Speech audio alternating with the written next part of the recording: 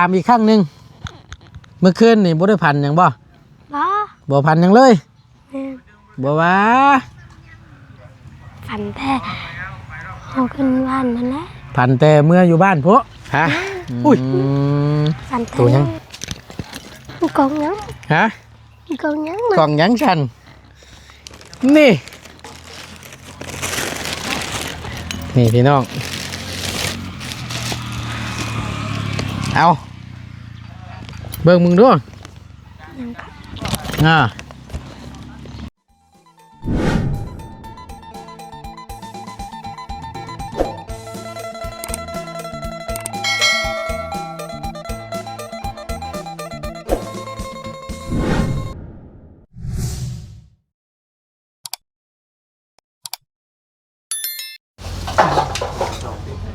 ไปได้ค้างอาอยู่ ฮะ แซ่บบ่ ว่าเติบหนึ่งแล้ว เติบหนึ่งเลยติสีมือบ่ยาวซ้ำเนาะ ด้วย โอ้ยคักๆพี่น้องเลยเอามาต่อกันสบายดีเด้อสบายดีอีกครั้งหนึ่งเด้อพี่น้องเด้อเนาะพบเจอกันกับประตูนเนาะพบเจอกันพี่น้องในคลิปนี้กับผู้ดีเห็นทั้งบ่ได้ได้ไปตามนั่นทั้งไอ้เริ่มเป็นจังใดนี่เริ่มอาการเป็นเท่าใดเนี่ย การนักอยู่ หมดละสบายดีนะฮะ ไปบ่ฮักกับเมืองชาว แล้วเป็นตะรนนะบ่ โดย ไปกวดเพิ่นว่าแนวใด มันบ่ปอดหมดเลยตรงนี้ อ๋อสร้างเป็นเท่าไหร่บ่โน่มาทางบ้านทั้งช่องได้ครอบได้บอกอยู่บ่ได้เอิ้นได้หยังอยู่บ่ แม่สิเอิ้นนี่คือ ใช้มาเบิ่งรอบมึงดูฮะโอ้ยพี่น้องเอ้ยกราบทักทายสบายดีอีกครั้งหนึงเนาะสบายดีนายเด้อนอนโดดนายนอนโดดยันว่ามันเมื่อยเนาะคือจังว่าหายใจหมวกเราก็ได้สบายดีเด้อเด้อโดยเอาหลานเราก็ได้เป็นจังได๋นี่อาการนั่นน่ะ การเมื่อยคือเก่า ไปหาหมอได้ใช่เพิ่นได้ชักคือชักยาอยู่บ่ โดยซักแล้วซักเข็มหนึงแล้วก็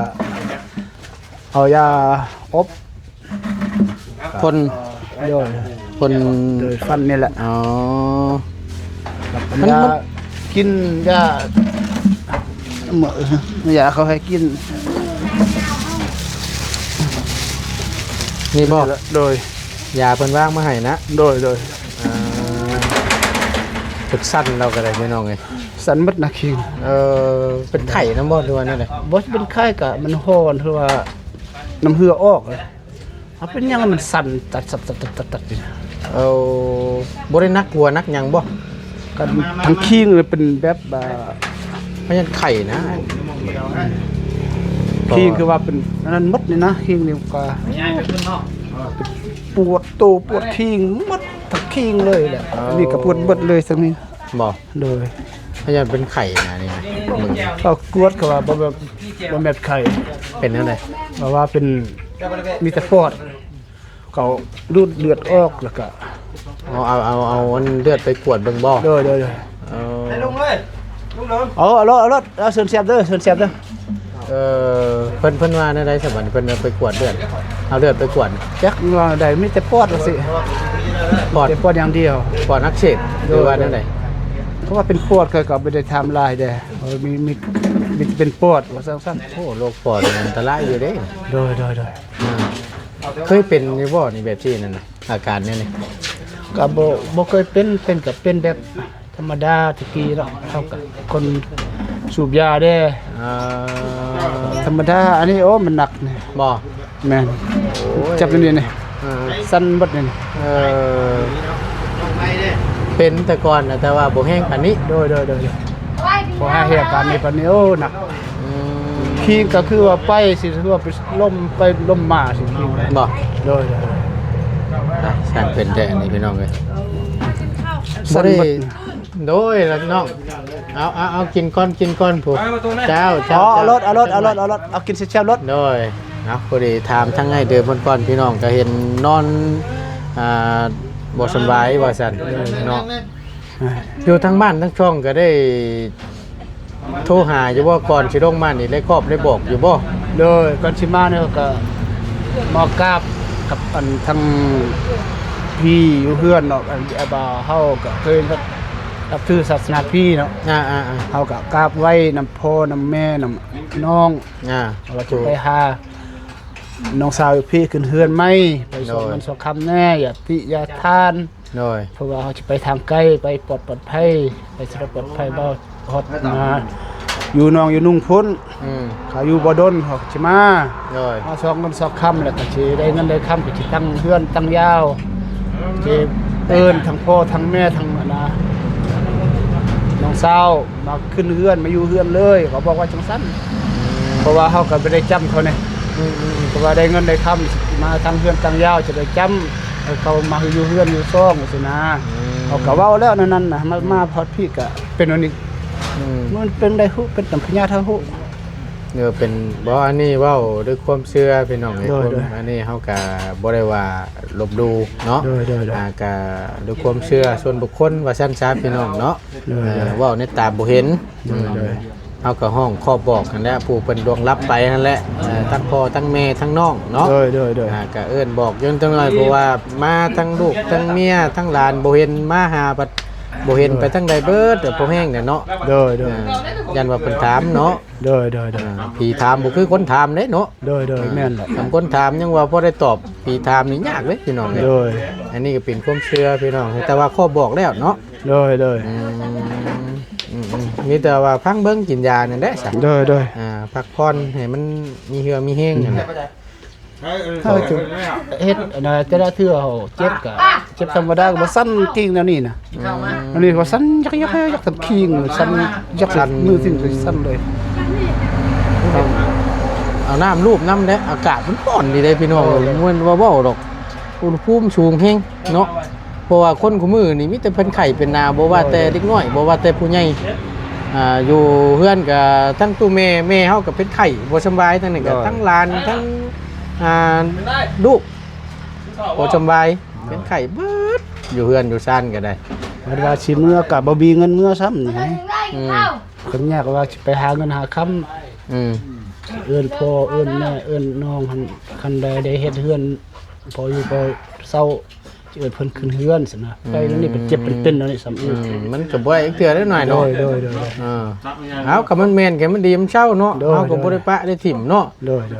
เฮาก็สิเมื่ออยู่ก็บ่แม่นว่าสิมาอยู่พี่เลย โดย อันนี้ก็มาขึ้นเรือนขึ้นชานน้ำน้องน้ำนงน้ำลูกน้ำดาน โดย ก็ครอบก็บอกอยู่เนาะแต่ว่าตั้งหมอเพิ่นเนาะไปหาหมอดูว่าไปกวดเบิ่งเจาะเลือดว่าเกี่ยวกับปอดบ่แข็งแรง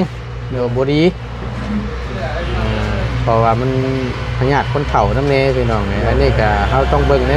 หลายทางเนาะ โดย ทั้งตาบ่เห็นนำแน่แล้วก็มาหมอแผนปัจจุบันนี่แน่นะนี่ตัวพักผ่อนกินยานั่นแหละกินข้าวกินน้ำแล้วบ่ใส่ อันกินแล้วตอนเฮาไปห้องหมอมาได้กินแล้ว นี่ตัวกินยาเพิ่นให้กินอันมื้อนึงจักเทื่อนั่นน่ะ มือหนึงเช้าแรงสิ กินตอนเช้ากับตอนแรง โดยอันนี้ซองตัวนี้ซองอันนี้ซองปนกันเพราะว่า เอาอย่างละ2เม็ด โดย เช้ากับแรง โดย เอามีแต่ว่าให้พักผ่อนเบิ่งให้มันดีมันเช้าแล้วก็จังมันจังสิได้ไปเพียกเฮ็ดงานเป็นจังซี่มันก็บ่ไหวได้เนาะ โดย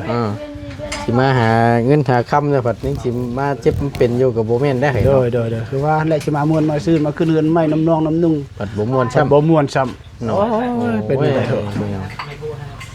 เป็นโชคเป็นเศร้าเนาะนี่ซ้ำทีมงานเฮาก็กินข้าวก็คือว่าเลยบ่นั่นก็บ่มากินข้าวนำกันนี่เนาะ เนาะ เลือกสิอันนั้นเนาะบ่แซ่บอันใดนี่แหละ โยเนาะเป็นสิแหละ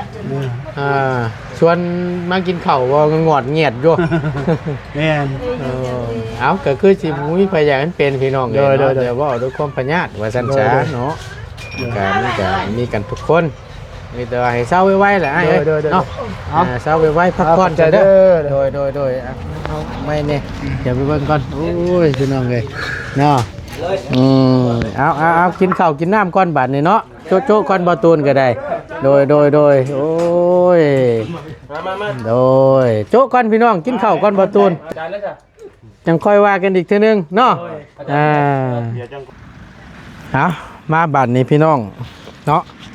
หลังจากที่กินข้าวกินน้ำอิ่มมานั่งโอ้ลมกับสาวน้อยซ้ำเหนือก่อนเนาะบ่ได้ทายทั้งน้องเพิ่นเป็นการชวนตัวได้พี่น้องเลยสบายดีป้าลุงก่อนล่ะ ไปดิ เอามาสิวาวนิดมาให้ก่อนโอเคกินอิ่มแล้วบ่ข้าวนะ ยิ้มแล้ว ยิ้มแล้วพ่อห่อนแท้ๆเนาะมื้อนี้เหงื่อใดไข้ย่อยทั้งอีดาเพิ่นก็ได้ โอ้ยเนาะเป็นจังได๋เมื่อคืนนี่อันนอนหลับคักบ่ รับ หืม ตกเตียงเลย หลับคักอยู่พันดีอยู่บ่ฮะพันดีอยู่บ่พันเลขหยังนี่บอก ฝั ว่าน อะไรนะ ฮะ ฝันว่าโตอยู่บ้านพุ่น มันได้ล่ะ ฝันว่าโตอยู่บ้านเดี๋ยวพุ่น พันแต่ตัวอยู่บ้านพูพันว่าแนวใดน่ะเล่าสู่ป้าลุงเพิ่นฟังลูกเพิ่นเบิ่งอยู่นี่ ฝันว่าตัวเองนี่อยู่บ้านกำลังไปซักเครื่อง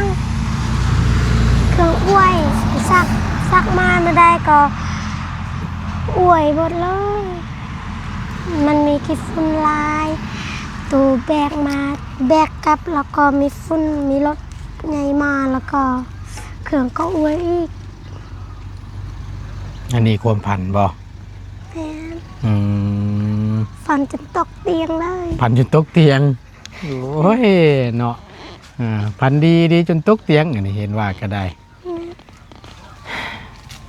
แปลว่าหยังเฮาบัดนี่ เป็นยัง ฮะ บอกเลย สิหมายความว่าจังได๋บัดนี่ บอก บู โอ้ยเนาะเอาหลังจากที่น้องเพิ่นกะ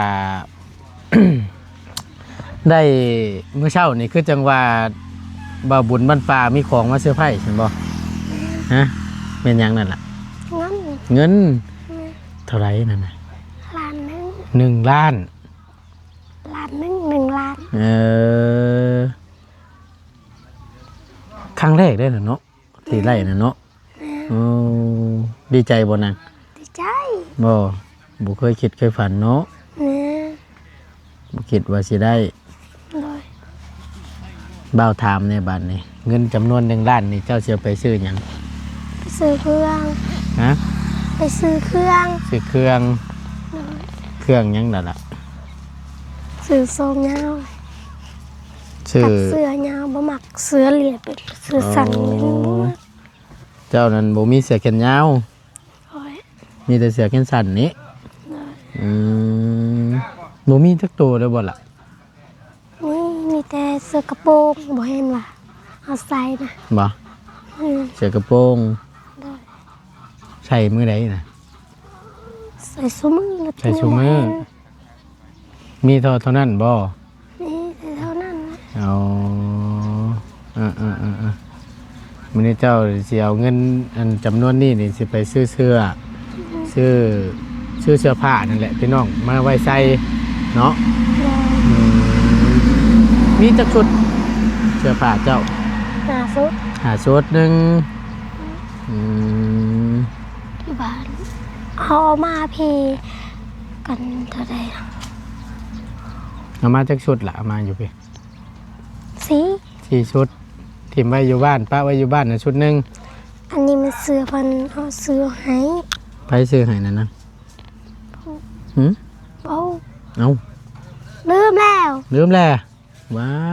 มักลืมแล้ว เนาะขึ้นลืมง่ายแท้ไผอันซื้อให้นั่นน่ะจำได้อยู่บ่ทีมงานระเบ้านี่บ่ แม่น ว่าจำเบ้าได้อยู่บ่ ได้ ชื่อ บอตุน โอ้ยขอยิงชั่วหน่อยพี่น้องเลยดีใจอยู่หลานยังจำได้อยู่เนาะ เด้อ เฮ็ดได้ในการทำการเฮียนเฮาบัดนี่ในเมื่ออีหล่ามาอยู่พี่หลายมื้อหลายวันเด้บ่ได้ทำได้เฮียนจ้ำ บฮู้ โอ้ บางเทื่อลุงเขาเบิ่นบ่พอนะเสิร์นพอสำนัก ฮะ พ่อเว้าบางเทื่อก็สิกลับบางเทื่อก็บ่กลับ อืม เจ็บแบบนี้ พอลุงเนาะ แม่น แต่ว่าเจ้าเอิ้นเด้านั้นทั้งป้าทั้งลุงนี่ก็เอิ้นพอเอิ้นแม่ แม่น เพราะว่าเราเลี้ยงมาแต่น้อยพ่อพี่น้องเนาะทางไอ้เดิมเรานี่ก็ได้ก็ทางอีหล่าเพิ่นก็เอิ้นทั้งไอ้เดิมนี่ก็ซ้ำพ่อซ้ำแม่นั่นแหละเอาง่ายๆซะพี่น้องเนาะก็คือฮู้นั่นแหละทั้งอีหล่าเพิ่นนี่ก็แม่ได้เสียไปตั้งแต่ยังน้อยๆว่าซั่นเนาะได้ล้มหายตายจากไป ปี 6 ปีบ่เจ้าได้6 ปีแล้ว แม่น เพราะว่าหลังจากนั้นก็ตั้งพ่อน้องเพิ่นแท้ๆนะก็เพิ่นก็ยังบ่ทันได้มีครอบมีครัวนั่นล่ะแต่ก็อยู่กับลูกกับเต้าจังนั้นแหละพอดี แม่นั้นแม่เนาะมันมีผัวเก่าเนาะ โดย ผัวเก่ามันมีลูก2 คนมันป้าแล้วมันมาเอานำพ่อค่อยพี่แล้วก็นางประทันได้มีลูกเลย เดี๋ยวนี้นะ แม่น อ๋อก็คือเมียเพิ่นน่ะเคยมีครอบครัวแล้วก็เคยมีลูกมาแล้ว2 คนแต่เพิ่นปะกัน โดย แต่จากมาไล่กับพ่อเจ้านี้ โดย เอาแล้วเพิ่นก็บ่มีลูกน้ำกันบัดนี่ โดย ต่างคนต่างมีครอบครัวมาก่อนแต่ว่าทั้งพ่ออีหล่าเพิ่นนี่เป็นพ่อไม้ผัวเมียตายปะว่าซั่นซะเนาะแต่ ยังประทันได้มี ยังบ่มีอยู่ แม่น แล้วมันนี่ล่ะมาพบมาพ้อกันนะพี่น้องก็ได้ต่างคนก็เคยมีผัวแต่ปะมีลูกติดมานำทั้งนี้ก็มีลูกเนาะแล้วบัดนี้ล่ะทั้งให้เริ่มนี่เราก็บ่มีลูกว่าซั่นซะแล้วก็ได้เอาหลานนี่มาเลี้ยงมาเบิ่งช่วยกันนั่นแหละพี่น้องทางอีหล่าเพิ่นก็นับถือก็ซ้ำพ่อซ้ำแม่นั่นแหละเอาง่ายๆซะเนาะล่ะเนาะซ้ำพ่อซ้ำแม่นั่นแหละพี่น้องก็มีแต่ว่าหักแพงนั่นแหละเนาะลูกเต้าลูกหลานพี่น้องเอ้ยกินฮอดบ่น่ะกินฮอดแม่บ่ บ่ บ่กินฮอด ถ้าเราคิดฮอดแหละแม่สิดึงมาเอาเฮาก็เป็นไข้เจ็บ เพิ่นเฮาว่าคิดฮอดเฮาก็เจ็บ บ่ อืม บ่ว่าล่ะ เฮาก็ขึ้นไปเข้าสุขศาลาแล้วก็ตั้งดี เฮาก็สุขค่อยก็เข้าสุขศาลาตั้งดีนี่ บ่ แม่น ถ้าว่าคิดฮอดแม่แหละทั้งแม่น่ะสิมาเอิ้นขวัญสิมาอยากก็บ่สำบายแล้วเอาง่ายๆซะพี่น้องเอ้ยถ้าว่าคิดฮอดทั้งอีหล่าเพิ่นนี่คือว่าเป็นไข้ตั้งว่า2 เดือนว่าซั่นแม่นบ่นาง แม่น ที่ว่าเลิกๆแล้วก็คิดฮอดนั่นแหละเฮ็ดอะไรเนาะเอากับพ่อเข้าใจอยู่แต่ว่าถ้าว่าน้องเพิ่นเอ่ยคำว่าคิดฮอดแม่นี่ทั้งน้องเพิ่นสิบ่สบายว่าซั่นสิเป็นไข้เป็นหนาวอีกนะก็เลยว่าบ่คิดฮอดซะเนาะแต่ดึกๆก็อยู่ในใจเด้อเนาะล่ะเนาะ ได้ ขาดการทำการเฮียนและทางอีหล่าเพิ่นนี่ก็ได้เนาะพี่น้องเพิ่นก็ชมได้หลังจากที่ได้นำเสนอหรือว่าและทายทั้งน้องเพิ่นลงไปพี่น้องป้าลุงเพิ่นก็น้องไว้ก็เป็นคนเรียบร้อยนิสัยดีว่าซั่นซะเป็นกระแพงพี่น้องเนาะเป็นคนเรียบร้อยถือว่าโอเคพี่น้องเพิ่นว่ามันก็คนละสไตล์คนละแบบแหละเอาง่ายๆซะพี่น้องเนาะในส่วนตัวน้องไว้นี่ก็ไปอีกบุคลิกนึงทางส่วนน้องไส้นี่ก็ไปอีกบุคลิกนึงแต่ละคนมันก็บ่คือกันคือกันได้มันก็บ่ได้พี่น้องเนาะมันก็เป็น เป็นสไตล์ไปสไตล์มันว่าสั้นซะเนาะ ได้ ถามอีกครั้งหนึ่งเมื่อคืนนี่บ่ได้พันหยังบ่ บ่ พันหยังเลย แม่น บ่ว่า ฝันแต่เฮาขึ้นบ้านนั่นแหละ พันแต่เมื่ออยู่บ้านพวก นั่นฝันแต่นั่น พันแต่เกี่ยวกับตัวนั้น ฝั ฟันแล้วก็ตกเตียงแน่ พันตกเตียงเลยโอ้ยเนาะยันว่ามีนู่นมีนี่พันแบบเกี่ยวกับนู่นกับนี่บ่มีบ่มีเลย บ่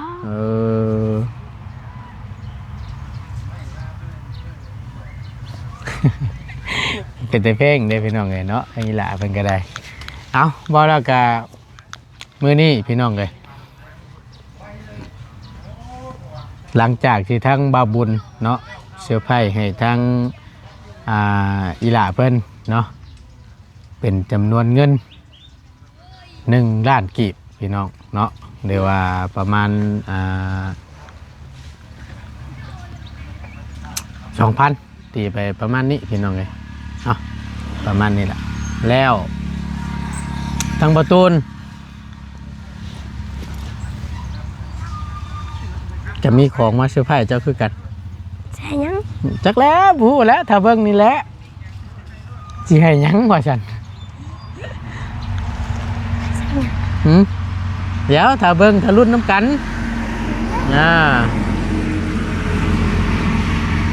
โอเคพี่น้องเลยถ้าจักหน่อยหนึงเดี๋ยวทาง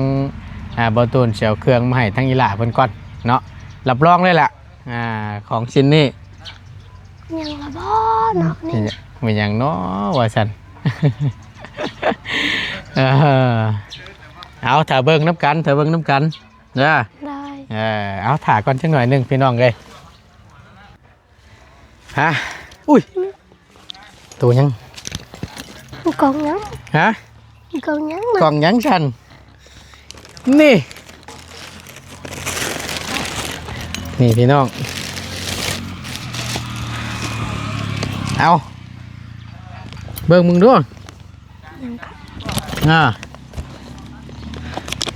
จิกะ ฮะ จิกะ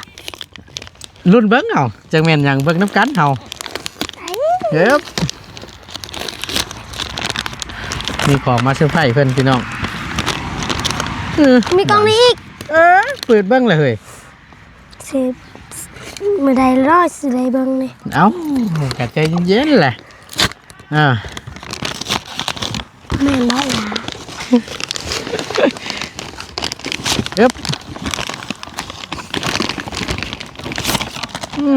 กูแม่นหลอดไพ่บ่โห สิได้รถหรือบ่นี่น่ะ ครับเป็นอยู่บ่ได้รถนั่นน่ะ เบิ่ง ครับเป็นอยู่บ่สิได้รถนั่นน่ะ บ่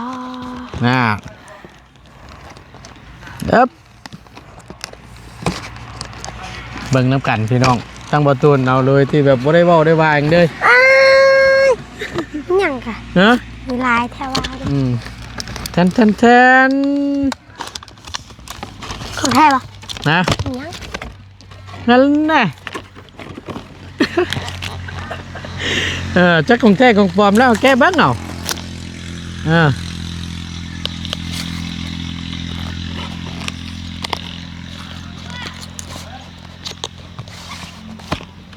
ว้าว โทรศัพท์ ดีใจบ่ ดีใจ เจ้าบ่เคยมีจักเทื่อบ่ล่ะ บ่ ฮะ บ่เคย บ่เคยอันเล่อันจิ้มมันตกเลยนะอันจิ้มชิมนี่นี่อย่าลืมได้นี่อันนี้สายชาร์กอันนี้นั่นสายชาร์กแบตเบิ่งเบาเสียวให้นี่พี่น้องอันนี้เป็นลำโพงน้อยของแถม ใจเด้อ เป็นของแถมนี่ ตู้เต้นป้ายสิบปฏิแล้วนะ โอ้ยเนาะวัดเพิ่นสิเว้าเป็นตู้ลำโพงนี่แหละสายสากมันนี่เด้อเบาสีเสียบนี่เด้อ คืนนี้สิได้เต้นอยู่บ่เนาะ สิได้เต้นอยู่บ่ว่าซั่นมาเดี๋ยวว่าแกะออกให้ก่อน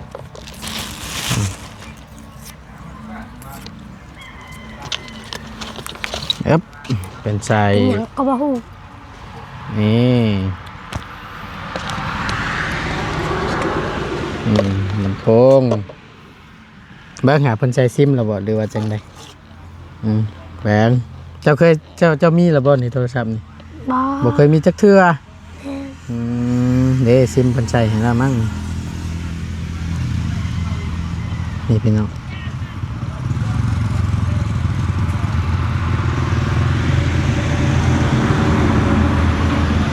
แจ้งคักปัญญังบาดนี่งามบ่ อ้าว งามเนาะพี่น้องไอ้กล้องเพิ่นนี่มาตูนเสเบิ่งแจ้งคักแท้ๆเนาะเป็นซัมซุงโทรศัพท์มาเซอร์ไพรส์น้องไว้เนาะ